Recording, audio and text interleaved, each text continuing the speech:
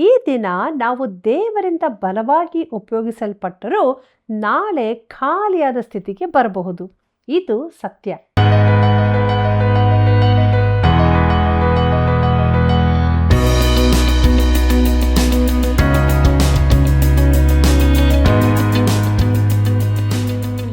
ಆತ್ಮೀಯ ಸ್ನೇಹಿತರೆ, ನಿಮ್ಮೆಲ್ಲರಿಗೂ ತುಂಬ ಹೃದಯದ ವಂದನೆಗಳು. ತಾವೆಲ್ಲರೂ ಹೇಗಿದ್ದೀರಿ?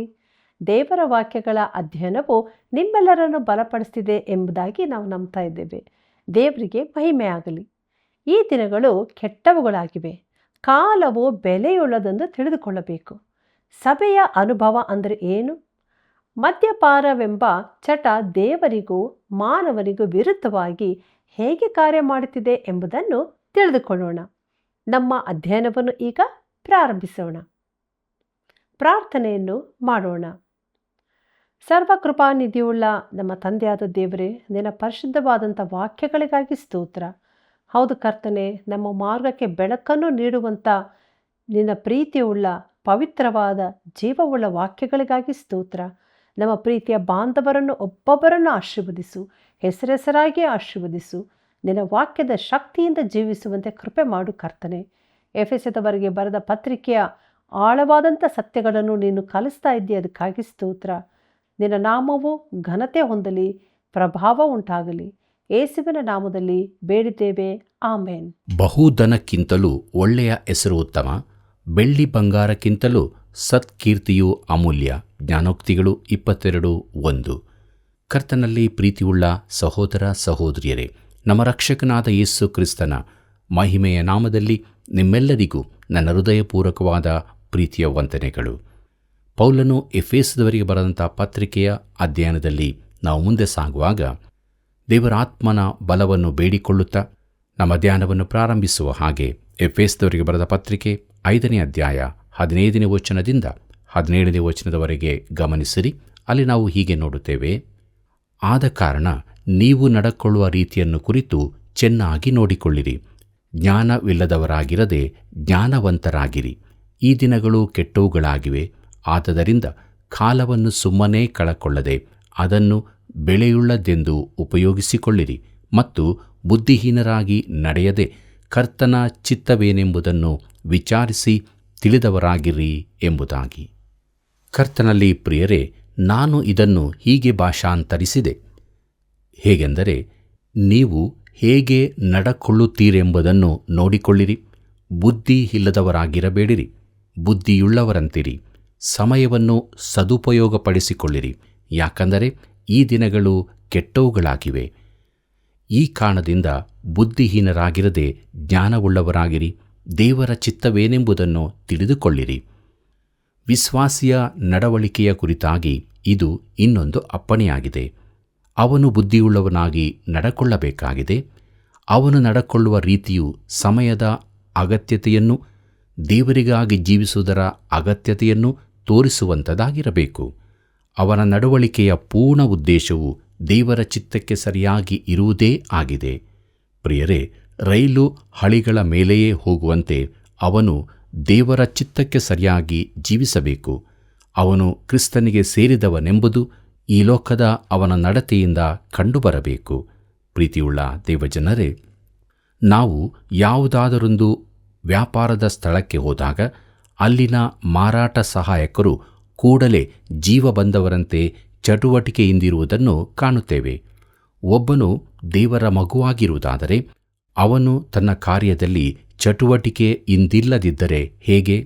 ಅವನು ಚುರುಕಾಗಿರುತ್ತಾನೋ, ಚಟುವಟಿಕೆಯಿಂದಿರುತ್ತಾನೋ, ದೇವರಿಗಾಗಿ ಜೀವಿಸುತ್ತಿರುತ್ತಾನೋ? ಪ್ರಿಯರೇ, ವಿಶ್ವಾಸಿಯು ಈ ಲೋಕದಲ್ಲಿ ಕ್ರಿಸ್ತನಿಗೆ ಸೇರಿದವನಂತೆ ಜೀವಿಸತಕ್ಕದ್ದು. ಅವನು ದೇವರ ಮಗುವೆಂದು ತಿಳಿದು ಬರುವ ರೀತಿಯಲ್ಲಿ ಅವನು ನಡಕೊಳ್ಳಬೇಕಾಗಿದೆ. ನಾವು ನಡಕೊಳ್ಳುವ ರೀತಿಯನ್ನು ನಾವು ಎಚ್ಚರದಿಂದ ಗಮನಿಸಿಕೊಳ್ಳಬೇಕಾಗಿದೆ. ಪ್ರೀತಿಯುಳ್ಳ ದೇವಜನರೇ, ಮುಂದಕ್ಕೆ ನಾವು ಸಭೆಯ ಅನುಭವ ಎಂಬ ವಿಚಾರವನ್ನು ನೋಡೋಣ. ಪ್ರತಿಯೊಬ್ಬ ನಿಜ ವಿಶ್ವಾಸಿಗೂ ಒಂದು ಅನುಭವ ಉಂಟಾಗಿರುತ್ತದೆ. ಅವನ ಅನುಭವ ಹೇಗಿರಬೇಕೆಂಬುದನ್ನು ನೋಡಿರಿ. ಎಫೆಸದವರಿಗೆ ಬರೆದ ಪತ್ರಿಕೆ 5ನೇ ಅಧ್ಯಾಯ 18 ಮತ್ತು 19ನೇ ವಚನ ಹೀಗೆ ಹೇಳುತ್ತದೆ: ಮದ್ಯಪಾನ ಮಾಡಿ ಮತ್ತರಾಗಬೇಡಿರಿ, ಅದರಿಂದ ಪಟ್ಟಿಂಗತನವು ಹುಟ್ಟುತ್ತದೆ. ಆದರೆ ಪವಿತ್ರಾತ್ಮ ಭರಿತರಾಗಿದ್ದು ಕೀರ್ತನೆಗಳಿಂದಲೂ ಆತ್ಮ ಸಂಬಂಧವಾದ ಪದಗಳಿಂದಲೂ ಒಬ್ಬರಿಗೊಬ್ಬರು ಮಾತಾಡಿಕೊಳ್ಳುತ್ತಾ ನಿಮ್ಮ ಹೃದಯಗಳಲ್ಲಿ ಕರ್ತನಿಗೆ ಗಾನ ಮಾಡುತ್ತಾ ಎಂಬುದಾಗಿ. ಪ್ರೀತಿಯುಳ್ಳ ದೇವಜನರೇ, ನನ್ನ ಭಾಷಾಂತರ ಹೀಗಿರುತ್ತದೆ: ಮದ್ಯಪಾನದಿಂದ ಮತ್ತರನ್ನಾಗಿ ಮಾಡಿಕೊಳ್ಳಬೇಡಿರಿ, ಅದು ಪಟ್ಟಿಂಗತನವಾಗಿದೆ. ಆದರೆ ಪವಿತ್ರಾತ್ಮ ಭರಿತರಾಗಿರಿ, ಕೀರ್ತನೆಗಳಿಂದಲೂ ಗೀತಗಳಿಂದಲೂ ಆತ್ಮಿಕವಾದ ಹಾಡುಗಳಿಂದಲೂ ಒಬ್ಬರಿಗೊಬ್ಬರು ಸಂಭಾಷಿಸುತ್ತಾ ಹಾಡುತ್ತಾ ನಿಮ್ಮ ಹೃದಯಗಳಲ್ಲಿ ಕರ್ತನಿಗೆ ಗಾನ ಮಾಡುತ್ತಾ ಇರ್ರಿ. ಇದು ಮದ್ಯಪಾನದ ವಿರುದ್ಧವಾದ ಹೊಣ ಹರಟೆಯಲ್ಲ. ಆಗಿನ ಜಗತ್ತಿನಲ್ಲಿ ಈಗಲೂ ಕೂಡ ಮದ್ಯಪಾನವೆಂಬುದು ಬಹು ಭಯಂಕರವಾದ ಕೆಡುಕಿನ ಪಾಪವಾಗಿತ್ತು. ಪ್ರತಿ ದೇಶವನ್ನು ಹಾಳು ಮಾಡುವ ಪಾಪ ಇದೇ ಆಗಿರುತ್ತದೆ. ಆದರೆ ನಾನು ಮದ್ಯಪಾನದ ಕುರಿತು ಭಾಷಣ ಮಾಡುತ್ತಿಲ್ಲ. ಪೌಲನು ಹೋಲಿಕೆ ಮಾಡುತ್ತಿದ್ದಾನೆ, ಮದ್ಯದಿಂದ ಮತ್ತರಾಗಿರಬೇಡಿರಿ ಎಂಬುದಾಗಿ. ಯಾಕೆಂದರೆ ಅದು ತಾತ್ಕಾಲಿಕ ಉತ್ತೇಜನ ನೀಡುತ್ತದೆ, ಶರೀರಕ್ಕೆ ಉತ್ಸಾಹ ತುಂಬುತ್ತದೆ. ಆದರೆ ಮುಂದೆ ಅದು ನಿನ್ನನ್ನು ಮುಳುಗಿಸಿ ಸ್ಥಿಮಿತ ತಪ್ಪುವಂತೆ ಮಾಡುತ್ತದೆ. ಕೊನೆಗೆ ಉಂಟಾಗುವುದು ಮಾತಿನಲ್ಲಿ ತಾಳ ತಪ್ಪುವುದು, ಅಮಲಿನಿಂದ ನಡೆಯಲಾಗದಿರುವುದು, ಓಲಾಡುವಿಕೆ. ಇವುಗಳೇ. ಪ್ರಿಯ ಮಿತ್ರನೇ, ನಿನಗೆ ಬೇಕಾಗಿರುವುದು ಇದಲ್ಲ. ಜನರಿಗೆ ತಮಗೇನಾದರೂ ಬೇಕೆಂದು ಅನಿಸುತ್ತದೆ. ಅದರಿಂದಾಗಿಯೇ ಮದ್ಯಪಾನ ಗೋಷ್ಠಿಗಳು, ಮದ್ಯದ ಅಂಗಡಿಗಳು ಉಂಟಾಗುತ್ತವೆ. ತಮ್ಮ ಅಗತ್ಯತೆಯನ್ನು ತೃಪ್ತಿಗೊಳಿಸಲು ಅತಿಯಾಗಿ ಅಮಲು ಸೇವಿಸುತ್ತಾರೆ. ಅವರು ದೇವರ ಮಕ್ಕಳಾಗಿಲ್ಲದಿದ್ದರೆ ಅವರಿಗೆ ಬೇರಾವ ಮಾರ್ಗವೂ ಕಾಣುವುದಿಲ್ಲ. ಆದರೆ ದೇವರ ಮಗುವು ಪವಿತ್ರಾತ್ಮನಿಂದ ತುಂಬಿಸಲ್ಪಡಬೇಕು. ಇದು ವಿಶ್ವಾಸಿಯ ಅನುಭವವಾಗಿರಬೇಕು. ಪ್ರೀತಿಯುಳ್ಳ ದೇವಜನರೇ, ಜ್ಞಾನೋಕ್ತಿಗಳು 23ನೇ ಅಧ್ಯಾಯ 20-21ನೇ ವಚನ ಮತ್ತು 30-35ನೇ ವಚನದವರೆಗೆ ಓದುವಾಗ ಅಲ್ಲಿ ಹೀಗೆ ಬರೆದದೆ: ಕಂದ, ಕೇಳಿ ಜ್ಞಾನವಂತನಾಗಿರು, ನಿನ್ನ ಮನಸ್ಸನ್ನು ಜ್ಞಾನ ಮಾರ್ಗದಲ್ಲಿ ಮುಂದೆ ನಡೆಸು. ಕುಡುಕರಲ್ಲಿಯೂ ಅತಿ ಮಾಂಸ ಭಕ್ಷಕರಲ್ಲಿಯೂ ಸೇರದಿರು. ಕುಡುಕನೂ ಹೊಟ್ಟೆಬಾಕನೂ ದುರ್ಗತಿಗೆ ಬರುವರು. ನಿದ್ರಾಸಕ್ತಿಯು ಹರಕು ಬಟ್ಟೆಗಳನ್ನು ಹೊದಿಸುವುದು. ಮಿಶ್ರ ಮದ್ಯ ಪಾನಾಸಕ್ತರಾಗಿ ದ್ರಾಕ್ಷಾರಸವನ್ನು ಕುಡಿಯುತ್ತಾ ಕಾಲಹರಣ ಮಾಡುವವರೇ, ಪಾತ್ರೆಯಲ್ಲಿ ಕೆಂಪಗೆ ಥಳಥಳಿಸುವ ದ್ರಾಕ್ಷಾರಸದ ಮೇಲೆ ಕಣ್ಣಿಡಬೇಡ. ಅದು ಗಂಟಲಿನೊಳಗೆ ಮೆಲ್ಲನೆ ಇಳಿದು ಹೋಗಿ ಆಮೇಲೆ ಹಾವಿನಂತೆ ಕಚ್ಚುತ್ತದೆ. ಹೌದು, ನಾಗದ ಹಾಗೆ ಕಡಿಯುತ್ತದೆ. ನಿನ್ನ ಕಣ್ಣು ಇಲ್ಲದನ್ನೇ ಕಾಣುವುದು, ಮನಸ್ಸು ವಿಪರೀತಗಳನ್ನು ಹೊರಪಡಿಸುವುದು. ಸಮುದ್ರದ ನಡುವೆಯಾಗಲಿ ಹಡಗಿನ ಕಂಬದ ತುದಿಯಲ್ಲಾಗಲಿ ಮಲಗಿರುವವನಂತೆ ಇರುವಿ. ಜನರು ನನ್ನನ್ನು ಹೊಡೆದರೂ ನೋವಾಗಲಿಲ್ಲ, ಬಡಿದರೂ ತಿಳಿಯಲಿಲ್ಲ. ಯಾವಾಗ ಹೆಚ್ಚೆತ್ತೇನೋ ಪುನಃ ಅದನ್ನೇ ಹುಡುಕೇನೋ ಎಂದುಕೊಳ್ಳುವಿ ಎಂಬುದಾಗಿ. ಪ್ರೀತಿಯುಳ್ಳ ದೇವಜನರೇ, ಮದ್ಯಪಾನಕ್ಕೆ ದಾಸರಾದವರ ಜೀವಿತ ಹೇಗಿರುತ್ತದೆ ಎಂಬುದಾಗಿ ದೇವರ ವಾಕ್ಯ ತಿಳಿಯಪಡಿಸಿದೆ.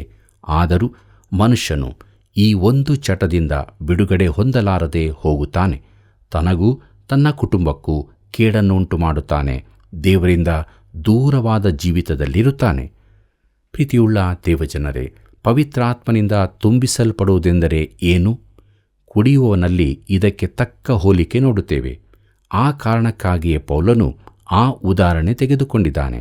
ಮದ್ಯಪಾನ ಮಾಡಿದವನು ಮದ್ಯದ ವಶದಲ್ಲಿರುತ್ತಾನೆ.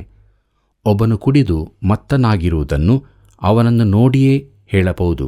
ಅದಕ್ಕೆ ಬದಲಾಗಿ ಒಬ್ಬ ವಿಶ್ವಾಸಿಯು ಪವಿತ್ರಾತ್ಮನ ವಶದಲ್ಲಿರಬೇಕು. ಅವನ ಹೃದಯವನ್ನು ತುಂಬಿರುವುದು ದೈವಿಕ ಅಮಲು ಆಗಿರುತ್ತದೆ. ಅದು ಭಾವನೆಗಳ ಅತಿರೇಕವಲ್ಲ, ಆದರೆ ದೇವರಿಗಾಗಿ ಏನನ್ನಾದರೂ ಸಾಧಿಸಲಿಕ್ಕೂ ಆತನಿಗಾಗಿ ಜೀವಿಸಲಿಕ್ಕೂ ಬೇಕಾದ ಶಕ್ತಿಯನ್ನು ಒದಗಿಸುವಂಥದ್ದಾಗಿದೆ. ನಾವು ಪವಿತ್ರಾತ್ಮನಿಂದ ತುಂಬಿಸಲ್ಪಟ್ಟಿರುವಾಗ ಪವಿತ್ರಾತ್ಮನಿಂದ ನಿಯಂತ್ರಿಸಲ್ಪಡುತ್ತೇವೆ.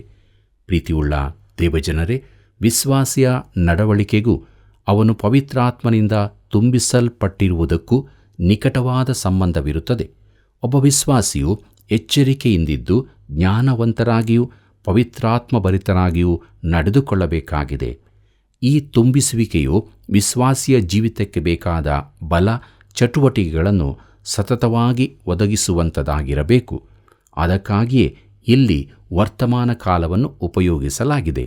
ಆತ್ಮನಿಂದ ತುಂಬಿಸಲ್ಪಟ್ಟ ವಿಶ್ವಾಸಿಯು ಬುದ್ಧಿಪೂರ್ವಕವಾಗಿ ನಡಕೊಳ್ಳುವುದಲ್ಲದೆ ಅವನ ಕ್ರೈಸ್ತ ಗುಣವು ಪವಿತ್ರಾತ್ಮನ ಫಲದಲ್ಲಿ ಕಂಡುಬರಬೇಕು.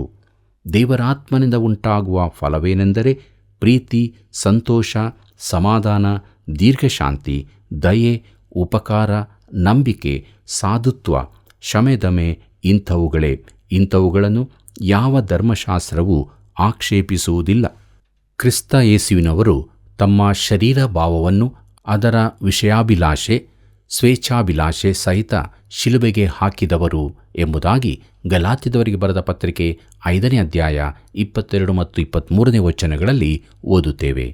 ಪ್ರೀತಿಯುಳ್ಳ ದೇವಜನರೇ, ಒಬ್ಬ ವಿಶ್ವಾಸಿಗೆ ಪವಿತ್ರಾತ್ಮನಿಂದ ದೀಕ್ಷಾಸ್ಥಾನ ಹೊಂದಬೇಕೆಂಬ ಅಪ್ಪಣೆ ಕೊಡಲ್ಪಡುವುದಿಲ್ಲ. ಆದರೆ ನಾವು ಒಂದೇ ಶರೀರದಲ್ಲಿ ದೀಕ್ಷಾಸ್ಥಾನ ಮಾಡಲ್ಪಟ್ಟಿದ್ದೇವೆ ಎಂದು ಹೇಳಲಾಗಿದೆ. ಕೊರಿಂಥದವರಿಗೆ ಬರೆದ 1ನೇ ಪತ್ರಿಕೆ 12ನೇ ಅಧ್ಯಾಯ 13ನೇ ವಚನ ಹೀಗೆ ಹೇಳುತ್ತದೆ: ಯಹೂದ್ಯರಾಗಲಿ, ಗ್ರೀಕರಾಗಲಿ, ದಾಸರಾಗಲಿ, ಸ್ವತಂತ್ರರಾಗಲಿ, ನಾವೆಲ್ಲರೂ ಒಂದೇ ದೇಹವಾಗುವುದಕ್ಕಾಗಿ ಒಂದೇ ಆತ್ಮನಲ್ಲಿ ದೀಕ್ಷಾಸ್ನಾನ ಮಾಡಿಸಿಕೊಂಡೆವು. ಒಂದೇ ಆತ್ಮ ನಮ್ಮೆಲ್ಲರಿಗೂ ಪಾನವಾಗಿ ಕೊಡಲ್ಪಟ್ಟಿತು ಎಂಬುದಾಗಿ. ಕರ್ತನಲ್ಲಿ ಪ್ರಿಯರೇ, ಇದು ನಮ್ಮ ಪ್ರಯತ್ನದಿಂದಾದರೂ ಆಯಿತೋ? ಇಲ್ಲ, ಆದರೆ ಕ್ರಿಸ್ತನಲ್ಲಿನ ನಮ್ಮ ನಂಬಿಕೆಯಿಂದ ಆಯಿತು. ಪವಿತ್ರಾತ್ಮನು ನಮ್ಮನ್ನು ನೂತನ ವಿಶ್ವಾಸಿಗಳ ದೇಹಕ್ಕೆ ದೀಕ್ಷಾಸ್ನಾನ ಮಾಡಿಸುತ್ತಾನೆ. ಆದರೆ ಕ್ರಿಸ್ತನ ಸೇವೆ ಮಾಡಲು ಆತ್ಮನ ತುಂಬುವಿಕೆಯ ಅಗತ್ಯವಿದೆ. ಶಿಷ್ಯರು ಪಂಚಾಶತಮ ದಿನದಂದು ಕೂಡಿ ಬಂದಿದ್ದರು. ಅವರು ಕ್ರಿಸ್ತನಿಗಾಗಿ ಲೋಕದೊಳಕ್ಕೆ ಹೋಗಬೇಕಾಗಿತ್ತು. ಅದಕ್ಕಾಗಿ ಅವರು ಆತ್ಮನಿಂದ ತುಂಬಿಸಲ್ಪಟ್ಟರು. ಅವರು ಆ ದಿನದಲ್ಲಿ ಸಾಕ್ಷಿ ಕೊಡುವರಾಗುವಂತೆ ಆ ಅನುಭವವು ಅವರನ್ನು ಬಲಪಡಿಸಿತು. ಪ್ರೀತಿಯುಳ್ಳ ಸಹೋದರ ಸಹೋದರಿಯರೇ, ಪವಿತ್ರಾತ್ಮನಿಂದ ತುಂಬಿಸಲ್ಪಡುವುದೆಂದರೆ ನಾವು ಕಾರಿಗೆ ಪೆಟ್ರೋಲ್ ಹಾಕಿದಂತೆ ಎಂದು ನನ್ನ ಅನಿಸಿಕೆ. ನಾನು ನನ್ನ ದಿನವನ್ನು ಪ್ರಾರಂಭಿಸುವಾಗ ಕರ್ತನಿಗೆ ಹೀಗೆ ಹೇಳುತ್ತೇನೆ: ಕರ್ತನೇ, ಈ ದಿನ ನಾನು ಆತ್ಮದಲ್ಲಿ ನಡೆಯಲು ಆಶಿಸುತ್ತೇನೆ. ಅದನ್ನು ನನ್ನಿಂದ ಮಾಡಲು ಸಾಧ್ಯವಿಲ್ಲ. ನಿನ್ನ ಶಕ್ತಿ ನನಗೆ ಬೇಕು, ನಿನ್ನ ಸಹಾಯ ನನಗೆ ಬೇಕು ಎಂದು. ಪ್ರಿಯರೇ, ವಿಶ್ವಾಸಿಗಳಾದ ನಾವು ನಮ್ಮ ದಿನವನ್ನು ಪ್ರಾರಂಭಿಸುವಾಗ ಪವಿತ್ರಾತ್ಮನಿಂದ ತುಂಬಿಸಲ್ಪಡಲು ಕೇಳಿಕೊಳ್ಳಬೇಕು. ವಿಶ್ವಾಸಿಗಳಿಗೆ ಇದು ಅತಿ ಅಗತ್ಯವಾದದ್ದಾಗಿದೆ. ಪ್ರಿಯ ಮಿತ್ರನೇ, ನೀನು ಕಳೆದ ವಾರ ಇಲ್ಲವೇ ನಿನ್ನೆ ಆತ್ಮನಿಂದ ತುಂಬಿಸಲ್ಪಟ್ಟಿರಬಹುದು. ಆದರೆ ಅದು ಇಂದಿಗೆ ಸಾಕಾಗಲಾರದು. ನಾನು ನನ್ನ ಸ್ನೇಹಿತನ ಪೆಟ್ರೋಲ್ ಬಂಕ್ನಲ್ಲಿ ಪೆಟ್ರೋಲ್ ತುಂಬಿಸುತ್ತೇನೆ. ಒಂದು ಬೆಳಿಗ್ಗೆ ನಾನು ಟ್ಯಾಂಕಿ ಪೂರ್ತಿ ತುಂಬಿಸಿಕೊಂಡ ಬಳಿಕ ಮರುದಿನ ಬೆಳಿಗ್ಗೆ ಪುನಃ ಪೆಟ್ರೋಲಿಗಾಗಿ ಹೋದೆ. ಆಗ ಅವರು ಆಶ್ಚರ್ಯದಿಂದ, ಎಲ್ಲಿಗೆ ಹೋಗಿದ್ದೀರಿ? ಯಾಕೆ ಇಷ್ಟು ಪೆಟ್ರೋಲ್ ಖಾಲಿಯಾಯಿತು ಎಂದು ಕೇಳಿದರು. ಆಗ ನಾನು ಅವರಿಗೆ ನಾನು ಮಾಡಿದ ದೀರ್ಘ ಪ್ರಯಾಣದ ಕುರಿತು ಹೇಳಿದೆ. ಪ್ರಿಯರೇ, ದೇವರಾತ್ಮನಿಂದ ತುಂಬಿಸಲ್ಪಟ್ಟಾಗ ನೀವು ಆತನಿಗಾಗಿ ಕಾರ್ಯ ಮಾಡುತ್ತೀರಿ, ಆತ್ಮದಲ್ಲಿ ನಡೆಯುತ್ತೀರಿ. ಆದರೆ ಅದರ ಅರ್ಥ ನಾಳೆಯೂ ಸಾಕಾಗುತ್ತದೆಂದಲ್ಲ. ನಾಳೆಗೆ ನೀನು ಪುನಃ ತುಂಬಿಸಲ್ಪಡಬೇಕಾಗಿದೆ. ಈ ಕಾರಣದಿಂದಲೇ ಕೆಲವರು ಈ ದಿನ ದೇವರಿಂದ ಬಲವಾಗಿ ಉಪಯೋಗಿಸಲ್ಪಟ್ಟರೂ ಮರುದಿನ ಖಾಲಿಯಾದ ಸ್ಥಿತಿಯನ್ನು ಅನುಭವಿಸುತ್ತಾರೆ. ನನಗೂ ಅಂತಹ ಅನುಭವವಾಗಿರುತ್ತದೆ, ನಿಮಗೂ ಆಗಿರಬಹುದೆಂದು ನೆನೆಸುತ್ತೇನೆ. ಪ್ರಿಯರೇ, ನಾವು ಪವಿತ್ರಾತ್ಮನಿಂದ ಹೊಸದಾಗಿ ತುಂಬಿಸಲ್ಪಡುತ್ತಿರಬೇಕು. ಇದು ನಮ್ಮನ್ನು ಆತ್ಮನಲ್ಲಿ ನಡೆಯಲು ಸಹಾಯ ಮಾಡುತ್ತದೆ. ಕೆಲವೊಮ್ಮೆ ನಾವು ಎಡವಿ ಮುಗ್ಗರಿಸಿ ಬೀಳಬಹುದು. ದೇವಸೇವಕರಾದ ಡಾಕ್ಟರ್ ವರ್ನನ್ ಮ್ಯಾಗಿಯವರು ಈ ರೀತಿಯಾಗಿ ಹೇಳುತ್ತಾರೆ: ನನ್ನ ಚಿಕ್ಕ ಮೊಮ್ಮಗನು ನಡೆಯಲು ಕಲಿಯುತ್ತಾ ಇದ್ದಾನೆ. ಈಗಾಗಲೇ ಅವನು ಬಿದ್ದು ಹಣೆಯಲ್ಲಿ, ಮೂಗಿನಲ್ಲಿ ಗಾಯ ಮಾಡಿಕೊಂಡಿದ್ದಾನೆ. ಆದರೆ ಅವನು ಪುನಃ ಎದ್ದು ನಡೆಯಲು ಯತ್ನಿಸುತ್ತಾನೆ. ಬೇಗದಲ್ಲೇ ಅವನು ಸರಿಯಾಗಿ ನಡೆಯತೊಡಗುತ್ತಾನೆ. ಹೀಗೆಯೇ ನಾವು ಆತ್ಮನಲ್ಲಿ ನಡೆಯುವುದನ್ನು ಕಲಿಯಬೇಕೆಂದು ದೇವರು ಬಯಸುತ್ತಾನೆ. ಇದಕ್ಕಾಗಿ ನಾವು ಆತ್ಮನಿಂದ ತುಂಬಿಸಲ್ಪಡಬೇಕೆಂದು ಆತನು ಬಯಸುತ್ತಾನೆ ಎಂಬುದಾಗಿ. ಪ್ರೀತಿಯುಳ್ಳ ದೇವಜನರೇ, ಪವಿತ್ರಾತ್ಮನಿಂದ ತುಂಬಿಸಲ್ಪಡುವುದರ ಒಂದು ಗುರುತೇನು?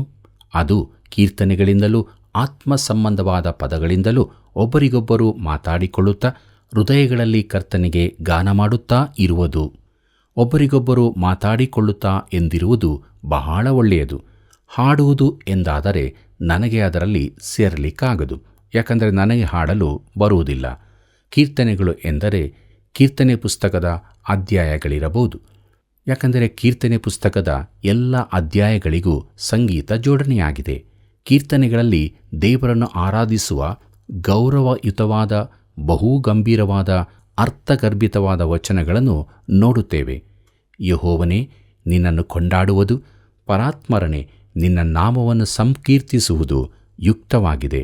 ವೀಣಾ ಸ್ವರಮಂಡಲಗಳಿಂದಲೂ ಕಿನ್ನರಿಯ ಘನಸ್ವರದಿಂದಲೂ ಹೊತ್ತಾರೆಯಲ್ಲಿ ನಿನ್ನ ಪ್ರೇಮವನ್ನು, ರಾತ್ರಿಯಲ್ಲಿ ನಿನ್ನ ಸತ್ಯತೆಯನ್ನು ವರ್ಣಿಸುವುದು ಉಚಿತವಾಗಿದೆ ಎಂಬುದಾಗಿ ಕೀರ್ತನೆ 92 ಮೊದಲಿನ 3 ವಚನಗಳಲ್ಲಿ ನೋಡುತ್ತೇವೆ. ಹಾಗೆಯೇ ಬನ್ನಿರಿ, ಯೆಹೋವನಿಗೆ ಉತ್ಸಾಹಧ್ವನಿಗೈಯುವ, ನಮ್ಮ ರಕ್ಷಕನಾದ ಶರಣನಿಗೆ ಜಯಘೋಷ ಮಾಡೋಣ. ಕೃತಜ್ಞತಾಸ್ತುತಿಯೊಡನೆ ಆತನ ಸನ್ನಿಧಿಗೆ ಸೇರೋಣ. ಕೀರ್ತನೆಗಳಿಂದ ಆತನಿಗೆ ಜಯಘೋಷ ಮಾಡೋಣ ಎಂಬುದಾಗಿ ಕೀರ್ತನೆ 95 ಮೊದಲಿನ 2 ವಚನಗಳಲ್ಲಿ ಓದುತ್ತೇವೆ. ಮತ್ತು ಪ್ರಿಯರೇ, ಯೆಹೋವನಿಗೆ ಹೊಸ ಕೀರ್ತನೆಯನ್ನು ಹಾಡಿರಿ. ಎಲ್ಲ ಭೂನಿವಾಸಿಗಳೇ, ಯೆಹೋವನಿಗೆ ಹಾಡಿರಿ. ಆತನ ನಾಮವನ್ನು ಕೊಂಡಾಡಿರಿ. ಆತನ ರಕ್ಷಣೆಯನ್ನು ಪ್ರತಿನಿತ್ಯವೂ ಸಾರಿ ಹೇಳಿರಿ. ಜನಾಂಗಗಳಲ್ಲಿ ಆತನ ಘನತೆಯನ್ನು, ಎಲ್ಲ ಜನರಲ್ಲಿ ಆತನ ಅದ್ಭುತ ಕೃತ್ಯಗಳನ್ನು ಪ್ರಸಿದ್ಧಿಪಡಿಸಿರಿ ಎಂಬುದಾಗಿ ಕೀರ್ತನೆ 96 ಮೊದಲಿನ 3 ವಚನಗಳಲ್ಲಿ ಓದುತ್ತೇವೆ. ಕರ್ತನಲ್ಲಿ ಪ್ರಿಯರೇ, ಸೃಷ್ಟಿಯೆಲ್ಲವೂ ಸೃಷ್ಟಿಕರ್ತನನ್ನು ಆರಾಧಿಸಬೇಕು, ಸ್ತುತಿಸಬೇಕು ಎಂಬುದೇ ದೇವರ ಇಚ್ಛೆಯಾಗಿದೆ.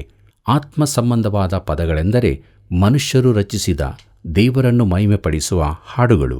ಅವು ಉನ್ನತ ಮಟ್ಟದವುಗಳಾಗಿವೆ. ಆತ್ಮ ಸಂಬಂಧವಾದ ಪದ ಕೀರ್ತನೆಗಳಿಗಿಂತ ಕಡಿಮೆ ಉಪಯೋಗವಾಗುವವುಗಳು. ಕೆಲವನ್ನು ಹಾಡುತ್ತಾ ಹೋದ ಹಾಗೆ ರಚಿಸಿರಬಹುದು. ಇದು ಪವಿತ್ರಾತ್ಮನಿಂದ ತುಂಬಿಸಲ್ಪಡುವುದರಿಂದ ಉಂಟಾಗುತ್ತದೆ.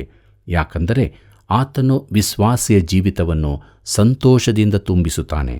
ಕರ್ತನಲ್ಲಿ ಪ್ರಿಯರೇ, ಆತ್ಮನಿಂದ ತುಂಬಿಸಲ್ಪಡುವುದಕ್ಕೂ ಮದ್ಯಪಾನದಿಂದ ಮತ್ತರಾಗಿರುವುದಕ್ಕೂ ಇರುವ ಇನ್ನೊಂದು ವ್ಯತ್ಯಾಸವನ್ನು ಇಲ್ಲಿ ಹೇಳಬಯಸುತ್ತೇನೆ. ನಾವು ಪ್ರಸಂಗ ಸೇವೆಗಳಿಗಾಗಿ ಅನೇಕ ಸ್ಥಳಗಳನ್ನು ಸಂದರ್ಶಿಸುವಾಗ ಕೆಲವು ಹೋಟೆಲುಗಳಲ್ಲಿ ಸಂತೋಷ ಸಮಯಗಳನ್ನು ಏರ್ಪಡಿಸಿರುವುದನ್ನು ನೋಡುತ್ತೇವೆ. ಸುಮಾರು ಸಂಜೆ 5 ಗಂಟೆಗೆ ಜನರು ಒಟ್ಟು ಸೇರುತ್ತಾರೆ. ಅಲ್ಲಿ ಬಾರ್ನಲ್ಲಿ ಕುಳಿತು ಮದ್ಯ ಸೇವಿಸತೊಡಗುತ್ತಾರೆ. 6-7 ಗಂಟೆ ಸುಮಾರಿಗೆ ಅವರು ಇತರರೊಂದಿಗೆ ಸೇರಿಕೊಳ್ಳಲು ಶಕ್ತರಾಗುತ್ತಾರೆ. ಅಲ್ಲಿ ಜನರು ಒಳಗೆ ಹೋಗುತ್ತಾ ಇರುವುದನ್ನು ನಾನು ಗಮನಿಸುತ್ತಿದ್ದೆ. ಅವರು ಒಳಕ್ಕೆ ಹೋಗುವಾಗ ಸಂತಸದಿಂದಿರುವುದಿಲ್ಲ, ಆದರೆ ಹೊರಬರುವಾಗಲೂ ಸಂತಸದಿಂದಿರುವುದಿಲ್ಲ. ಪ್ರೀತಿಯುಳ್ಳ ದೇವಜನರೇ, ವಿಶ್ವಾಸಿಗಳಿಗೂ ಕೂಡ ಮಾತನಾಡುವ ಶಕ್ತಿ ಬೇಕಾಗಿರುತ್ತದೆ.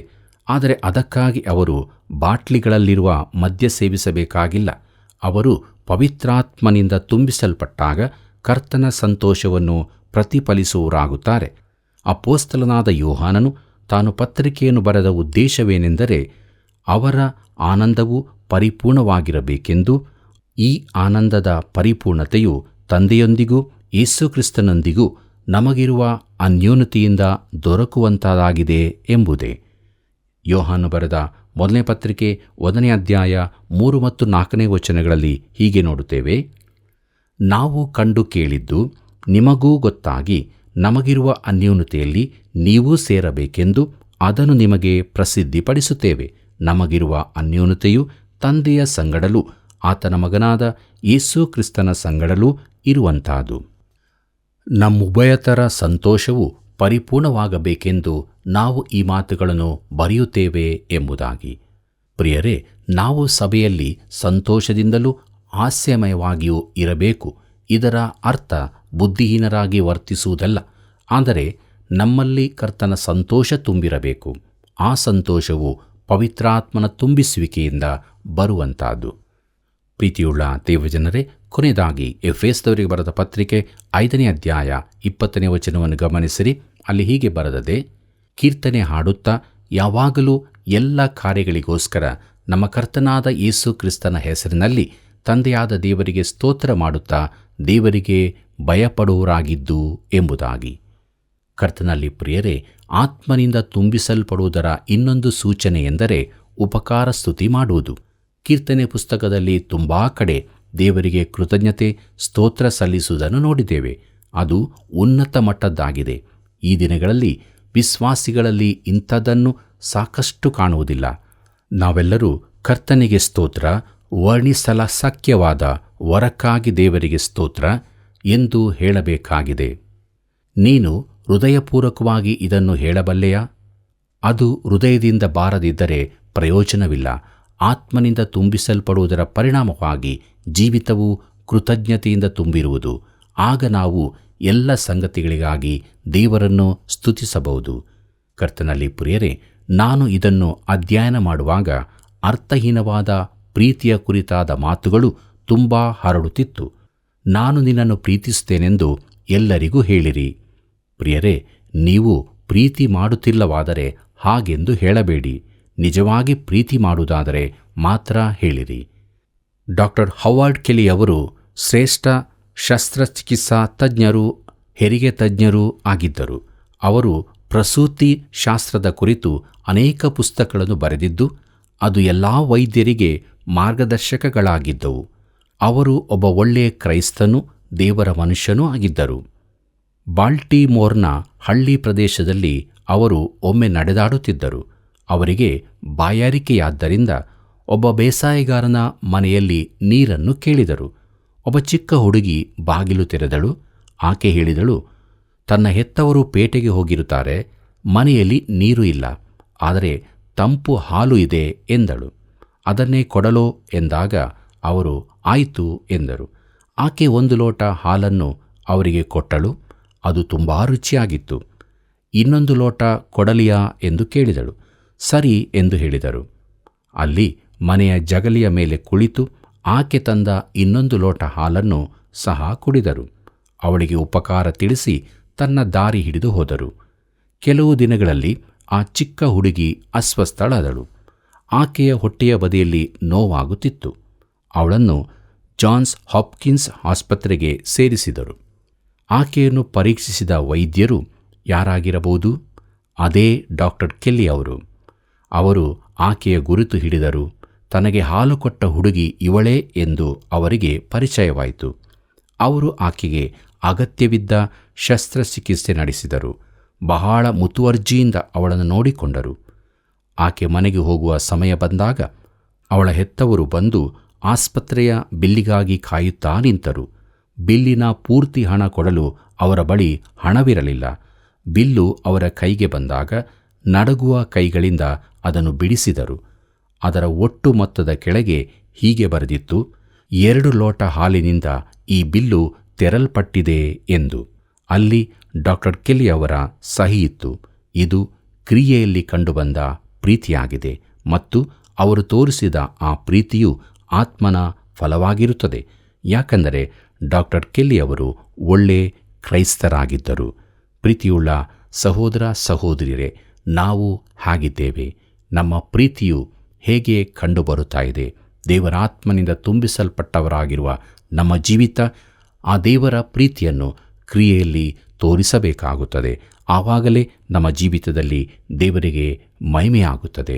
ಆದ್ದರಿಂದ ಅನುದಿನವೂ ದೇವರ ಪ್ರೀತಿಯನ್ನು ಕ್ರಿಯೆಯಲ್ಲಿ ತೋರಿಸುತ್ತಾ ನಿಜ ಕ್ರೈಸ್ತರಾಗಿ ಜೀವಿಸೋಣ. ಹೀಗಾಗುವಂತೆ ದೇವರು ತಾನೇ ಸಹಾಯ ಮಾಡಿ ನಡೆಸಲಿ. ಕರ್ತನ ಕೃಪೆಯು ಸದಾ ನಿಮ್ಮ ಸಂಗಡ ಇರಲಿ. ಪ್ರಿಯರೇ, ವಿಶ್ವಾಸಿಗಳ ಜೀವಿತ ಸಮಯವನ್ನು ವ್ಯರ್ಥವಾಗಿ ಕಳೆಯದೆ ಬಹು ಬೆಲೆಯುಳ್ಳದೆಂದು ಉಪಯೋಗಿಸಬೇಕು. ಮದ್ಯಪಾನವೆಂಬ ಚಟವು ಒಂದು ಮಾರಿಯಾಗಿಬಿಟ್ಟಿದೆ. ದೇವ ಮಕ್ಕಳು ಇಂತಹ ಚಟಗಳಿಗೆ ದೂರವಾಗಿರಬೇಕು. ದೇವರ ಸಭೆಯಲ್ಲಿ ಇರುವ ಪ್ರತಿಯೊಬ್ಬರೂ ಆತ್ಮನಿಂದ ತುಂಬಿಸಲ್ಪಟ್ಟು ಆತ್ಮಭರಿತರಾಗಿ ಕ್ರಿಸ್ತನ ಪ್ರೀತಿ ಕರುಣೆಯನ್ನು ಇತರರಿಗೆ ತಿಳಿಯಪಡಿಸುತ್ತಾ ಒಳ್ಳೆಯ ಕ್ರೈಸ್ತರಾಗಿ ಜೀವಿಸಬೇಕು. ನಾವೆಲ್ಲರೂ ಹೀಗೆ ಜೀವಿಸಿ ಕ್ರಿಸ್ತನ ಪ್ರೀತಿಯನ್ನು ಹಂಚೋಣ. ಪ್ರಿಯ ವೀಕ್ಷಕರೇ, ಇಂದು ನೀವು ಪ್ರಥಮ ಬಾರಿಯಾಗಿ ಕಾರ್ಯಕ್ರಮವನ್ನು ವೀಕ್ಷಿಸಿದ್ದೇ ಆಗಿದ್ದರೆ ನಿಮ್ಮ ಅನಿಸಿಕೆಗಳನ್ನು, ಪ್ರಾರ್ಥನಾ ಮನವಿಗಳನ್ನು ನಮಗೆ ಖಂಡಿತ ತಿಳಿಯಪಡಿಸಿರಿ. ಮತ್ತೆ ಭೇಟಿಯಾಗೋಣವಾ? ವಂದನೆಗಳು.